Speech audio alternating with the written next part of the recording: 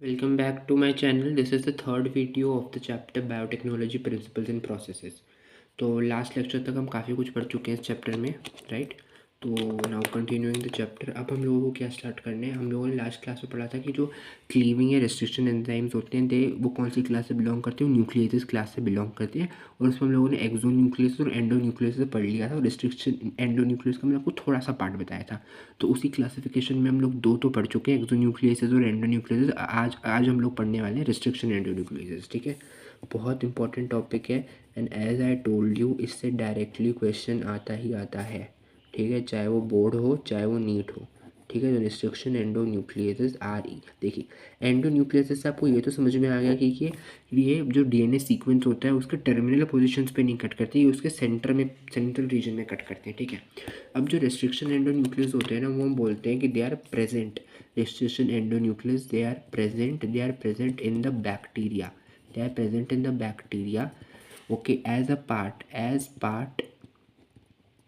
part of natural defense mechanism। देखिए हम लोग देखते हैं, अब मैंने आपको पहले लेक्चर में भी मैंने आपको थोड़ा सा चीज़ का हिंट दिया था। देखिए अगर कोई मान लीजिए कोई वायरस है, ठीक है, बैक्टीरिया मतलब प्रोकैरियोट्स, मान लीजिए आप कोई वायरस है, ठीक है। अगर वो वायरस जो होता है हम लोग बोलते हैं बैक्टीरियोफेज है, अगर वो मान लीजिए मैं थोड़ा सा डायग्राम बनाऊँ आप लोगों के लिए, तो देखिए कि अगर कोई बैक्टीरिया है, ठीक है, और ये है मेरा कोई बैक्टीरियोफेज, इस तरीके से बनाता है बैक्टीरियोफेज, ठीक है। उसका कैप्सूल वगैरह या उसका जेनेटिक मटेरियल वगैरह होगा, ये उसकी टेल फाइबर्स हैं, इस तरीके से 6 टेल फाइबर्स होती हैं, ठीक है। टेल फाइबर्स हैं जिससे अटैच करता है बैक्टीरिया के सरफेस पे, this is bacteriophage. What are bacteriophage?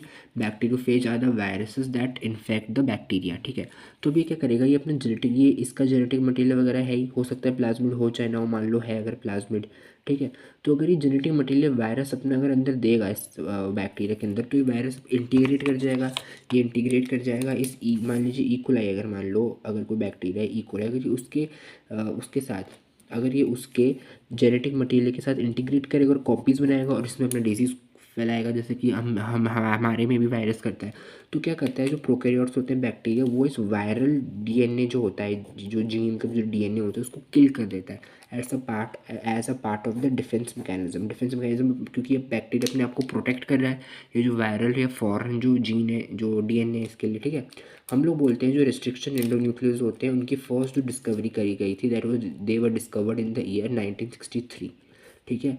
1963 में डिस्कवर करे थे, ओके। अब हम लोग क्या बोलते हैं कि 1963 में डिस्कवर करे थे किसमें, ई कोलाई में, ठीक है। अब जो ई कोलाई होता है, एस्चेरिचिया कोलाई, उसके पास जो होता है उसके पास टू कॉम्प्लेक्स इम्यून सिस्टम होता है। जैसे हमारे पास इम्यून सिस्टम होता है अपना, हम ह्यूमन हेल्थ में पढ़ेंगे, ह्यूमन हेल्थ डिसीज वाले चैप्टर में, वैसे ही जो ई कोलाई होते हैं उसके पास टू कॉम्प्लेक्स इम्यून सिस्टम होते हैं, ठीक है, टू कॉम्प्लेक्स इम्यून सिस्टम होते हैं। अब जिसके दो कॉम्प्लेक्स इम्यून सिस्टम होते हैं उनमें से इसका जो फर्स्ट कंपोनेंट होता है मतलब इम्यून सिस्टम का, वो होता है मिथाइलेटिंग मिथाइलेटिंग एजेंट। मिथाइलेटिंग एजेंट मतलब वो चीज़, एजेंट इस मतलब एंजाइम, क्योंकि हम मिथाइलेज एंजाइम की हम बात करें, मिथाइलेज एंजाइम क्या करेगा, मिथाइल ग्रुप ऐड करेगा, ठीक है। वो किस पे मिथाइल ग्रुप ऐड करेगा, जो मिथाइलेटिंग एजेंट होता है, इट एड्स मिथाइल ग्रुप, ठीक है। किस पे यूज़ करता है, इट एड्स मिथाइल ग्रुप, किस पे मिथाइल ग्रुप ऐड करेगा, मिथाइल ग्रुप ऐड करता है टू इट्स ओन डीएनए पे, जो मतलब जो बैक्टीरिया है ना, जो इकोलाई मान लीजिए अगर कोई बैक्टीरिया अगर जो उसका खुद का डीएनए होता है ना, उस पर क्या कर देगा, मिथाइल ग्रुप ऐड कर देगा। और ऐसे क्या होता है, इससे क्या होता है, इट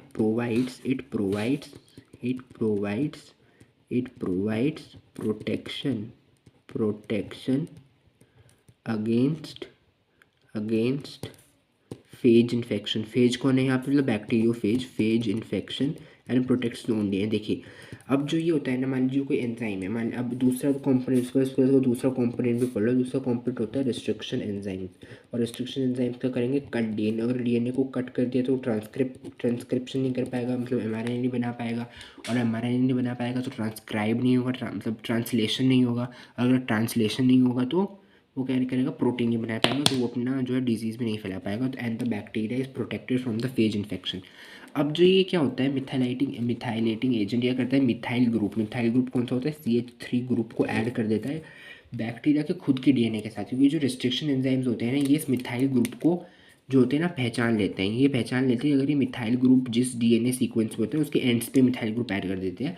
तो जो रिस्ट्रिक्शन एंजाइम्स होते हैं उनको पता चल जाता है कि हमको इस डीएनए सीक्वेंस को नहीं तोड़ना, क्योंकि ये खुद का डीएनए, तो इस मिथाइल ग्रुप से उस इस एंजाइम को पता चल जाता है कि इस डीएनए को नहीं तोड़ना। और जो वायरल डीएनए होगा उस पर मिथाइल ग्रुप ऐड नहीं करते, उस पर मिथाइलेटिंग एजेंट मिथाइलेज एंजाइम काम नहीं करता, तो उसमें मिथाइल ग्रुप ऐड नहीं होता, तो उससे रिस्ट्रिक्शन एंजाइम से पहचान जाते हैं कि हाँ ये फॉरेन डीएनए, ये वायरल डीएनए, तो उसको वो तोड़ देता है और जो इन्फेक्शन होता है वो नहीं होता, bacteria is saved from the phase infection. तो ये होता है कंसेप्ट, ठीक है।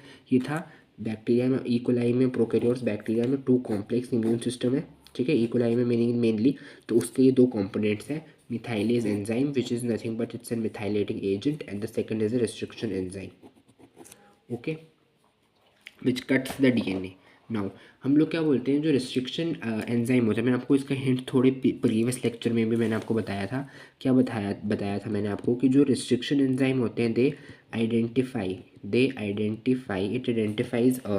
identifies a specific sequence of nucleotides, it identifies a specific sequence of nucleotides का स्पेसिफिक सीक्वेंस आइडेंटिफाई करते हैं on the double stranded DNA. मतलब जो डबल स्ट्रैंडेड डीएनए होगा, पूरा डीएनए होगा लंबा, ठीक है, बहुत लंबा डीएनए। फॉर एग्जांपल हम बोलते हैं जो ह्यूमन होता है उसमें 2.2 मीटर लॉन्ग डीएनए होता है, ठीक है। कितने बेस पेयर होते हैं, 3.3 × 10⁻⁹ बेस पेयर, मतलब टोटल बेस की बात करें तो कितने होते हैं, 6.6 × 10⁹ इतने बिलियन बेस पेयर्स होते हैं, ठीक है। 6.6 बिलियन बेस पेयर्स होते हैं हमारे पास, 6.6 × 10⁹ जो होता है उसको बिलियन बोलते हैं, ठीक है। तो अभी पूरा इतना बड़ा सीक्वेंस था, इस पूरे बड़े सीक्वेंस में जो रिस्ट्रिक्शन एंजाइम होते हैं एंडोन्यूक्लियस, मतलब सेंटर में, मतलब कुछ सेंटर में सेंट्रल पार्ट ऑफ डीएनए, वहाँ पर कोई स्पेसिफिक सीक्वेंस होगा जिसको आइडेंटिफाई करेगा, उस सीक्वेंस को आइडेंटिफाई करता है और वहाँ पे कट करता है, ठीक है। अब हम लोग बोलते हैं identifies specific sequence of nucleotides on double stranded DNA and cleaves them मतलब उसको कट कर देता है, ठीक है, उसको कट कर देता है, क्लीव्स देम, जिसको मैं क्लीविंग एंजाइम से बोला था लोगों को स्टार्टिंग में। अब हम जो बोलते हैं जो रिस्ट्रिक्शन साइट होते हैं, restriction sites are palindromic in nature. देखिए वर्ड पैलिंड्रोमिक जो है बहुत इंपॉर्टेंट है, कंसेप्ट को ध्यान से समझिएगा। पैलिंड्रोमिक इन नेचर, पैलिंड्रोमिक क्या होता है, व्हाट इज़ एन पैलिंड्रोम, तो फिर हम इसकी डेफिनेशन लिख लेते हैं, what is a palindrome. Palindrome जो होता है ना वो सीक्वेंस ऑफ न्यूक्लियोटाइड्स होता है, it's is a sequence of nucleotides which reads the same, है ना, और the both the strands of DNA if it reads the same or both strands of DNA read the same if orientation of reading is kept same, मतलब 5'3' 3'5'। अब इसका मतलब क्या है, इसको ध्यान से समझो। देखो फॉर एग्जांपल मान लो ये मेरा डीएनए का सीक्वेंस है, ठीक है। क्या है मेरे डीएनए का सीक्वेंस, मेरे डीएनए का सीक्वेंस है, यहाँ पे देखिए फॉर एग्जांपल मान लीजिए मेरे डीएनए का सीक्वेंस है 5' to 3' और नीचे क्या है मेरे पास 3' to 5', ठीक है। अब इसका सीक्वेंस है मान लो ए ए GAATTC, ठीक है, GAATTC। अब यहाँ पे क्या हो जाएगा, G के ऑपोजिट CTTAAG,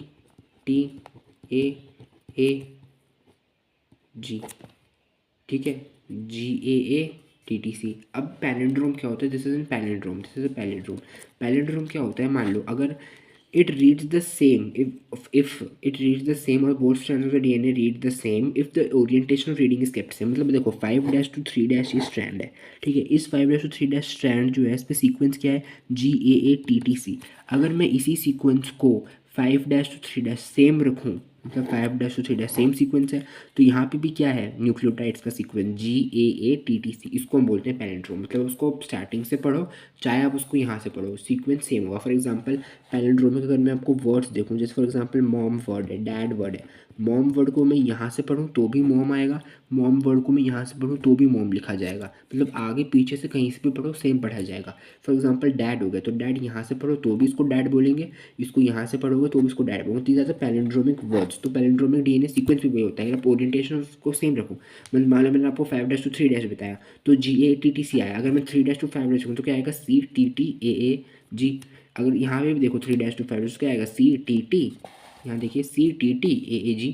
तो इसको हम क्या बोलते हैं, इसको हम बोलते हैं पैलिंड्रोम। और यहाँ क्या है, हाइड्रोजन बॉन्ड्स है, A और T के बीच में 2 हाइड्रोजन बॉन्ड्स है, C और G के बीच में 3 हाइड्रोजन बॉन्ड्स है, तो ये होता है पैलिंड्रोम। एंड नाउ अब आपको याद रखना है ये बहुत इंपॉर्टेंट पैलिंड्रोमिक सीक्वेंस है GAATTC, because this is a palindromic sequence for ECO R1, ई को R1, देखिए ई को R1 इस तरह से लिखा जाता है, ई कैपिटल फिर CO स्मॉल फिर R कैपिटल आई स्मॉल, ई को R1। ये क्या है, रिस्ट्रिक्शन एंजाइम का नाम है। It's an example of a restriction endonuclease enzyme. अब इसका नेमिंग कैसे होता है, नॉमेनक्लेचर, वो भी हम पढ़ेंगे। It's a very important concept, वो भी हम पढ़ेंगे, ठीक है। यहाँ पे वो को समझ में आ गया।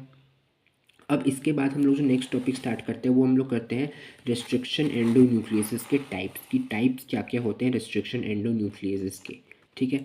तो सबसे पहला जो हम लोगों को करना है, तो अब हम लोग क्या पढ़ रहे हैं, अब हम लोग पढ़ रहे हैं टाइप्स ऑफ रेस्ट्रिक्शन एंडोन्यूक्लियस, ठीक है। रेस्ट्रिक्शन एंडोन्यूक्लियस की कौन से टाइप होते हैं। सबसे पहला हमारा टाइप होता है वो होता है RE1, रेस्ट्रिक्शन एंडोन्यूक्लियस 1, ठीक है। रेस्ट्रिक्शन एंडोन्यूक्लियस 1 जो होता है ना, इसके पास 3 यूनिट्स होते हैं। It comprises of 3 units. आपको याद रखना पड़ेगा, इसमें कुछ ऐसा सिस्टम जाने का नहीं, इसमें आपको याद रखना पड़ेगा। 3 यूनिट्स होते हैं, मतलब ये एंजाइम तो 3 यूनिट्स से ही बना है, ठीक है। आप ऐसा समझ लीजिए 3 यूनिट्स होते हैं। अब इसको फंक्शन करने के लिए, इसको फंक्शन करना है, इसको फंक्शन के लिए क्या रिक्वायर होता है, it requires an ATP adenosine triphosphate and S adenosyl methionine. Methionine क्या होता है हमारा, cysteine methionine sulphur containing amino acids होते हैं, ठीक है। और Mg+2 आयंस की इसको रिक्वायरमेंट होती है, requires ATP S adenosyl methionine Mg2+ ions for functioning, requires these all things for functioning, मतलब इसको काम करने के लिए फॉर फंक्शनिंग हमें ये सब चीज़ें रिक्वायर होती हैं। किसको, रिस्ट्रिक्शन एंडोन्यूक्लियस 1 को। अब इसका फंक्शन क्या होता है, it recognizes the restriction site and cleaves at a large distance away from them, doesn't cut at the restriction site. इसकी प्रॉब्लम क्या है, ये क्या करता है, it recognize restriction site and cleavage at a large distance away from it। मतलब जो exact जो मेरा होता है ना रिस्ट्रिक्शन साइट, उस पर कट नहीं करता। It doesn't cut at, do not cut at restriction site पे कट नहीं करता, मतलब उससे या तो पहले कट करेगा बहुत, या उससे बहुत बाद कट करेगा। तो देखिए ये तो हमारे काम का ही नहीं है ना। तो अभी ये भी क्वेश्चन आता है कि रेस्ट्रिक्शन एंडोन्यूक्लियस जो होते हैं 3 टाइप्स के होते हैं, RE1, RE2, RE3। तो इनमें से कौन सा यूज़ होता है हमारा RDT में यूज़ होता है रेस्ट्रिक्शन एंडोन्यूक्लियस टाइप 2। मोस्टली हम इसे यूज़ करते हैं, ठीक है। इसको हम यूज़ करते हैं। इसमें क्या होता है कि इसको हम यूज़ नहीं करते। रिस्ट्रिक्शन एंडोन्यूक्लियस 1 जो होता है, it is not used in RDT। ये बहुत इंपॉर्टेंट कंसेप्ट है, not used in RDT technology. इसको इसलिए यूज़ नहीं करती कि देख क्यों, क्योंकि देखिए जो ये न्यूक्लियोटाइड रिस्ट्रिक्शन साइट होती है उससे बहुत पहले या बहुत बाद में कट करता है। तो ये रेस्ट्रिक्शन साइट पे तो कट करता नहीं, तो हमको तो इसका यूज़ नहीं है ना। इट्स एन वेस्ट की रेस्ट्रिक्शन साइट पे तो कट कर नहीं रहा, तो ये हमारे लिए क्या होता है, it's not useful for us, ठीक है। तो इसको RDT में यूज़ नहीं करते। इसके बाद जो दूसरा हमारा टाइप ऑफ एंजाइम है वो क्या होता है, RE2। ओके, RE2 होते हैं रेस्ट्रिक्शन एंडोन्यूक्लियस टाइप 2। इसमें नंबर ऑफ यूनिट्स कितनी होती हैं, ये 1 यूनिट का ही बना होता है, इसमें एक ही यूनिट होती है। और इसको फंक्शन करने के लिए इन सब चीज़ों की रिक्वायरमेंट भी नहीं होती, ATP एडेनोसाइल मिथ्योनिन की रिक्वायरमेंट नहीं होती, इसको सिर्फ Mg+2 आयंस की रिक्वायरमेंट होती है, ठीक है। ये क्या करता है, ये रिकग्नाइज करता है, it recognize the restriction site, ये रेस्ट्रिक्शन साइट को रिकग्नाइज करता है and cleaves it.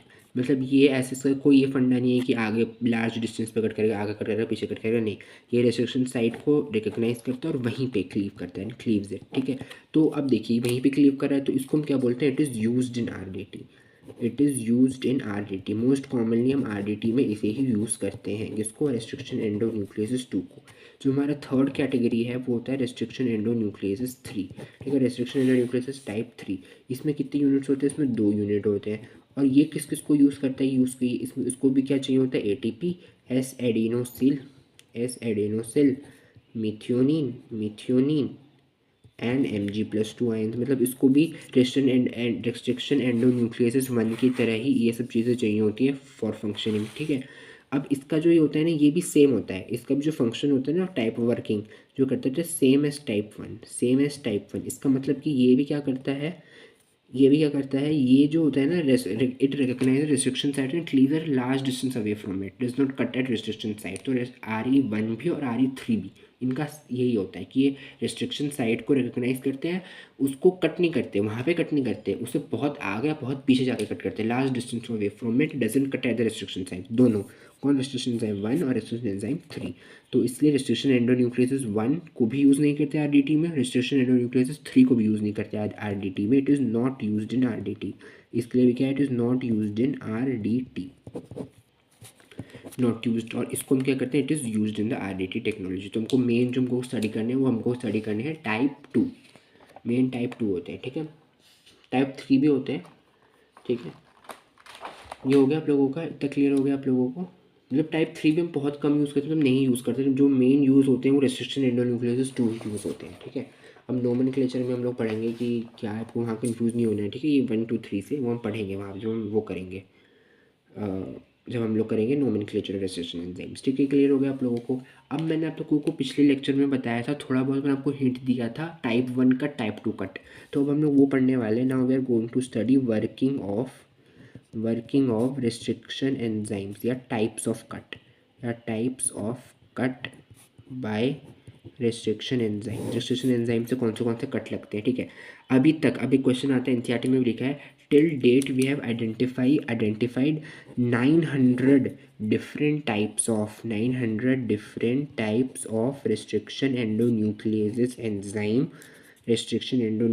enzyme from 230 strains of bacteria, 230 strains of bacteria, ठीक है। तो ये जो पीस ऑफ इन्फॉर्मेशन है ये आप लोगों को याद रखनी है, क्योंकि एनसीईआरटी में एज इट इज़ गिवन है और इस पे क्वेश्चन भी आता है, ठीक है। तो ये क्लियर हो गया आप लोगों को। अब हम लोग बोलते हैं कि ये क्या करते हैं, जो रिस्ट्रिक्शन एंडोन्यूक्लियोसिस होते हैं, सबसे पहले पूरे डीएनए को इंस्पेक्ट करेंगे, मतलब पूरे डीएनए को देखेंगे। सबसे पहले उन्होंने पूरे डीएनए सीक्वेंस को देखा, इन्होंने इंस्पेक्ट करा। इंस्पेक्ट करने के बाद क्या करते हैं, आइडेंटिफाई द पैलिंड्रोमिक सीक्वेंस, जो पर्टिकुलर रेस्ट्रिक्शन एंजाइम होगा, रेस्ट्रिक्शन एंडोन्यूक्लियस एंजाइम होगा, उसके लिए पर्टिकुलर एक पैलिंड्रोमिक सीक्वेंस होगा। और हम लिखेंगे भी आगे, हम टेबल भी बनाएंगे, टोटल 7 हम लोग बनाएंगे जो कि टाइप 1 कट करते हैं, 7 बनाएंगे जो टाइप 2 कट करते हैं, ठीक है। और फिर हम टोटल 14 देखेंगे रेस्ट्रिक्शन एंडोन्यूक्लियस एंजाइम, उनके मतलब 14 की 14 पैलिंड्रोमिक सीक्वेंस आपको याद करने की जरूरत नहीं है। आई विल टेल यू कि किस पे मेन आता है क्वेश्चन। मेन क्वेश्चन तो आता है इको R1 के पे ही, GAATTC इस सीक्वेंस पे मेन क्वेश्चन आता है, ठीक है, रिपीटेडली क्वेश्चन आता है। और एक इको R5 पे आया था क्वेश्चन, नीट 2018 में आया था, 18 या इसमें कुछ आया था, 16 17 18 में किसी साल में आया था, तो वो भी हम लोग याद कर लेंगे। तो दैट आई टेल यू कि कौन से इंपॉर्टेंट है, सारे नहीं करने, बट नाम हम लोग लिखेंगे 14 एंजाइम्स के, रेस्ट्रिक्शन एंडोन्यूक्लियस एंजाइम। क्योंकि क्या करते हैं, रेस्ट्रिक्शन एंडोन्यूक्लियस एंजाइम सबसे पहले इंस्पेक्ट करता है डीएनए को, और फिर जो हमारा पैलिंड्रोमिक सीक्वेंस होता है उसको आइडेंटिफाई करता है। और आइडेंटिफाई करने के बाद, क्योंकि ये हम मोस्टली टाइप 2 ही यूज़ करते हैं, तो ये वहीं पे कट कर देता है या क्लीवेज कर देता है, ठीक है। क्लीवेज अभी हम वही पढ़ रहे हैं जो कि हम लोग यूज़ करते हैं बायोटेक में ऑब्वियसली। तो हम यहाँ पे working of restriction endonuclease enzyme 2 की बात करें, क्योंकि हम यूज़ तो इसे ही कर रहे हैं, तो हम इसी की तो वर्किंग पढ़ेंगे। This is something which is common sense, ठीक है। तो यहाँ पे हम या types of cut bye restriction enzyme 2, क्योंकि हमको इसी को हम बायोटेक में यूज़ करते हैं, इसी को हम लोग को स्टडी करना है, तो इसी के हम लोग टाइप्स पढ़ेंगे, ठीक है। अब इसके भी 2 तरह के टाइप्स होते हैं, ठीक है। मैंने आपको बताया था 2 तरह के टाइप्स होते हैं वर्किंग। सबसे पहला होता है टाइप 1 कट, दूसरा कौन सा होता है मेरे पास, टाइप 2 कट, दूसरा होता है टाइप 2 कट। जो टाइप 1 कट होता है ना, उससे क्या बनते हैं, उससे बनते हैं मेरे स्टिकी एंड। इसको हम क्या बोलते हैं, इसको बोलते हैं स्टिकी एंड। स्टिकी एंड मतलब जो चिपक जाएगा। क्यों बोल रहे हैं हम चिपक जाएगा, देखिएगा अगर पढ़ेंगे। स्टिकी एंड इसका नाम होता है कोहेसिव एंड, या इसको हम बोलते हैं स्टैगरिंग कट, ठीक है। और जो टाइप 2 कट होता है इसको हम बोलते हैं ब्लंट या फ्लश कट, ठीक है। आप इसको ऐसा क्यों बोल रहे हैं, इसको ऐसा क्यों बोल रहे हैं, हम पढ़ते हैं। देखिए मान लीजिए कोई डीएनए सीक्वेंस है 5-2, यहाँ 3 है, यहाँ 3-2 5 है, और यहाँ पे है सीक्वेंस GAATTC। तो मैंने जो इको R1 होता है उसी का सीक्वेंस ले लिया, उसको ऑपोजिट यहाँ पे आ जाएगा CTTAAG, और इनके बीच में क्या हो जाएगा, यहाँ पे क्या है G, और इनके बीच में क्या हो जाएगा, हाइड्रोजन बॉन्ड फॉर्म हो जाएगा इस तरीके से, ठीक है। हाइड्रोजन बॉन्ड फॉर्म हो जाएगा, this are the hydrogen bonds,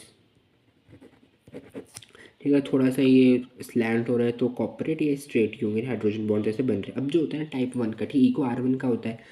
example किसका, इको R1। तो जो इको R1 जैसे एंजाइम होते हैं ना, जो टाइप 1 कट करते हैं रेस्टोरेशन एंडोन्यूक्लियस एंजाइम, इनमें कौन से बॉन्ड्स कट होते हैं, इनमें ना कौन से बॉन्ड कट होते हैं, इनमें सबसे पहले तो कट होता है फॉस्फोडाइएस्टर बॉन्ड।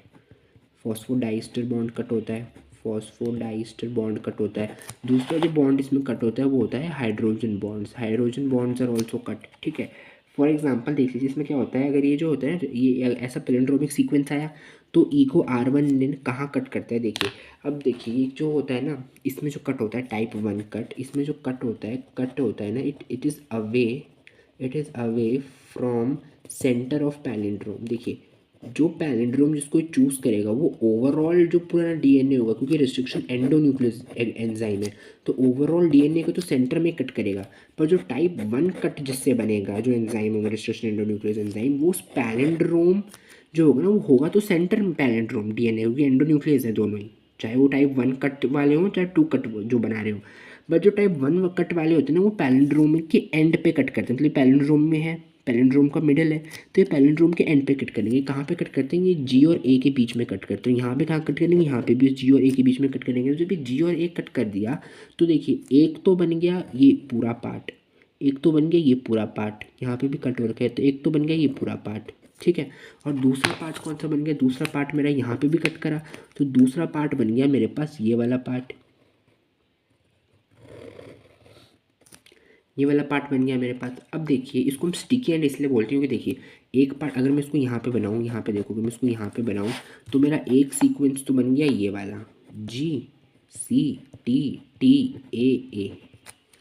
ये वाला बन गया क्योंकि यहाँ AG वाला कट हुआ था। तो एक तो ये बन गया मेरे पास इस तरीके से, देखो एक तो ये बन गया। दूसरा कौन सा बना मेरे पास, दूसरा मेरे पास बना एक तो ये बना साथ में, प्लस दूसरा कौन सा बना, यहाँ पे देखिए यहाँ पे ऊपर कौन सा है ए, ये क्या है A T T A T T, और बाद में क्या है मेरे पास C, और यहाँ पे कौन सा है मेरे पास G। तो ये बना मेरा,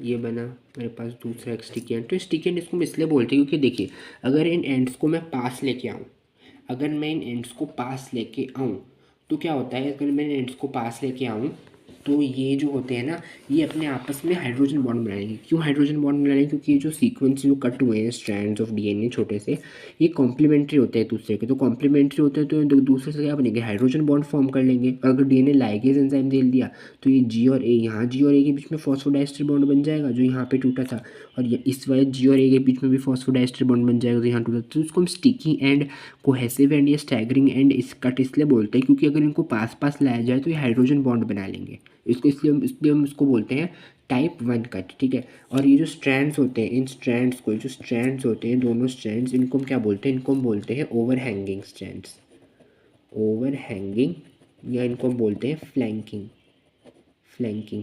और इनको हम क्या बोलेंगे, इसको हम डबल स्ट्रैंडेड डीएनए नहीं बोलेंगे क्योंकि हाइड्रोजन बॉन्ड टूट चुका है बीच से, इसको हम बोलते हैं सिंगल स्ट्रैंडेड डीएनए। तो इन जो स्ट्रैंड बने इनको हम बोलते हैं ओवर हैंगिंग या फ्लैंकिंग सिंगल स्ट्रैंडेड डीएनए, ठीक है। और इन एंड्स को हम क्या बोलते हैं, इनको हम बोलते हैं स्टिकी एंड्स या कोहेसिव एंड्स। तो वो चीज़ तो हम ऑलरेडी लिख चुके हैं। इतना समझ में आ गया आप लोगों को। अगर टाइप 1 समझ में आ गया तो टाइप 2 आसान है, ठीक है। अब यहाँ बॉन्ड्स कट का मतलब क्या है, देखो फॉस्फोडाइस्टर बॉन्ड तो कट हो ही रहा है, फॉस्फोडाइस्टर बॉन्ड का किस दो न्यूक्लियोटाइड्स के बीच में हो रहा है। तो देखो यहाँ जी और ए के बीच में और यहाँ जी और ए के बीच में फॉस्फोडाइस्टर बॉन्ड कट हो रहा है। और हाइड्रोजन बॉन्ड्स देखो कितने सारे कट हो रहे हैं, इस टी और ये जो टी है और ये ए है इसके बीच वाला कट हो रहा है, इस टी और ए के बीच में था हाइड्रोजन बॉन्ड कट हो रहा है, इस टी और ए के बीच में था, इस ए और ए टी के बीच में था, इस ए और टी के बीच में था, वो हाइड्रोजन बॉन्ड कट हो रहा है। तो हाइड्रोजन बॉन्ड्स भी तो कट हो रहे हैं बीच में, बस ये सी और जी था, ये वाला हाइड्रोजन बॉन्ड बच गया और ये वाला हाइड्रोजन बॉन्ड बच गया। तो बाकी सारे जो हाइड्रोजन बॉन्ड है वो तो कट हो जा रहे हैं ना। तो जो टाइप 1 कट जो करते हैं एंजाइम जिनसे टाइप 1 कट प्रोड्यूस हो, जैसे स्टिकी एंड या कोहेसिव एंड या स्टैगरिंग एंड प्रोड्यूस होते हैं, जिससे ओवर हैंगिंग या flanking single stranded DNA produce होते हैं, वो कौन से बॉन्ड्स कट करते हैं, वो फॉस्फोडाइस्टर बॉन्ड कट करते हैं और हाइड्रोजन बॉन्ड कट करते हैं। बट जो टाइप 2 कट करते हैं, टाइप 2 कट वाले सिर्फ फॉस्फोडाइस्टर बॉन्ड को कट करते हैं। इसमें जो बॉन्ड्स कट होते हैं, वो कट होता है मेरे पास फॉस्फो डाइस्टर बॉन्ड ओनली, जैसे फॉस्फोडाइस्टर बॉन्ड कट होता है, इसमें हाइड्रोजन बॉन्ड कट नहीं होता। तो इस तरीके से मैं लिख दूँ, हाइड्रोजन बॉन्ड कट नहीं होता, हाइड्रोजन बॉन्ड कट नहीं होता। तो अगर मैं इसका डायग्राम बनाऊँ, देखो टाइप 2 कट का डायग्राम इधर है, इधर देखिए टाइप 2 कट का डायग्राम, इधर देखिए टाइप 2 कट का डायग्राम कैसे होगा। मान लो ये मेरा डीएनए सीक्वेंस है 5' to 3' 3' to 5', ठीक है। इस पर सीक्वेंस होगा सी, मान लो सी सी सी जी जी जी, ये भी होता है एक एंजाइम को, हम लोग पढ़ेंगे आगे टेबल जब बनाएंगे। तो इसका क्या हो जाएगा, पैलिंड्रोम जी जी जी सी सी सी, ठीक है। अब इसमें जो होता है ना टाइप 2 कट में, जो जिसमें ब्लंट या फ्लश कट होता है, इसमें कट होगा वो यहाँ पे कट होगा, यहाँ पे कट होगा और यहाँ पे कट होगा, इस सी और जी के बीच में कट होगा, सी और जी के बीच में कट होगा। या इसका जो कौन सा एंजाइम होता है, इसका नाम होता है SMA1, ठीक है, SMA1 होता है। ये एग्जांपल है जिसका जी सी सी सी जी जी जी होता है। क्या होता है SMA1, जब हम नोमेनक्लेचर पढ़ेंगे, मैंने आपको बोला ना हम वो 14 रिस्ट्रिक्शन एंडोन्यूक्लियस की ट्रिक बनाएंगे, जो 7 टाइप 1 वाले बनाएंगे, 7 टाइप 2 वाले बनाएंगे, वो हम तब डिस्कस करेंगे, ठीक है। यहाँ पे जो बनाया था सीक्वेंस, वो बनाया था इको R1 का, यहाँ पे सीक्वेंस बनाया था इको R1 का, और जो यहाँ पे बनाया है वो है SMA1 का, क्योंकि SMA1 टाइप 2 कट करता है, ठीक है। अब ये क्या करेगा, आप देखिए ये पैलिंड्रोम, ये हाइड्रोजन बॉन्ड है बीच में, ये पैलिंड्रोम है। ये पैलिंड्रोम के ये जो होते हैं ना, ये पहली ऐसे एंजाइम, ये पैलिंड्रोम के सेंटर पे कट करते हैं। देखिए सेंटर पे कट करा है सी और जी, यहाँ पे तो एंड पे था। हालांकि पैलिंड्रोम अगर हम देखें, क्योंकि रेस्ट्रिक्शन एंडोन्यूक्लियस है, तो टोटल जो डीएनए सेगमेंट होगा उसके तो सेंटर में ही होगा पैलिंड्रोम। मैं इस चीज़ को 3-4 बार रिपीट कर चुका हूँ। बट जो टाइप 1 कट होगा उसमें एंड पे कट होगा पैलिंड्रोम के, और जो टाइप 2 होगा उसमें सेंटर पे कट होगा पैलिंड्रोम के, ठीक है। तो इसमें बॉन्ड ये कट हो गया, और अगर ये कट हो गया तो इससे कौन से स्ट्रैंड्स बनेंगे, इससे आप देख लीजिए, इससे एक स्ट्रैंड तो बनेगा। अब यहाँ पे स्पेस कम है हमारे पास, तो अगर मैं इसको देखें, इसको कट करेंगे तो इसको कट करके यहाँ देखो, इसको कट करके यहाँ पे बना रहे हैं। अगर इसको कट करेंगे, इसको कट करके, इसको जो था, इसको ये जो था ऐसे स्ट्रैंड, इसको कट करके यहाँ पे बना रहे हैं, ठीक है। इसको कट करेंगे तो कैसे बनेगा, एक बनेगा यहाँ पे 5' था, और ये सी सी सी था, और नीचे यहाँ पे 3' लिखा था, और यहाँ पे 3' वाला हो गया, तो यहाँ पे जी जी जी बन गया। अब ये अगर ये अलग हो गया तो ये अलग अपने आप में 3' बनेगा, ये अपने आप में यहाँ 5' बनेगा, ठीक है। प्लस और कौन सा बनेगा, और यहाँ पे भी 3 बनेंगे, यहाँ पे बनेगा जी जी जी जी जी जी, ठीक है। ये वाला डैश 3' था, तो ये वाला डैश हो जाएगा 5', और एक स्ट्रैंड कौन सा बनेगा, एक स्ट्रैंड बनेगा मेरा सी सी सी, ठीक है। सी सी सी में अगर ये वाला मेरा था 5', तो ये वाला बन जाएगा मेरा 3'। तो ये दो टोटल किसमें कितने बनेंगे, यहाँ पे 4 नहीं बनेंगे स्ट्रैंड्स।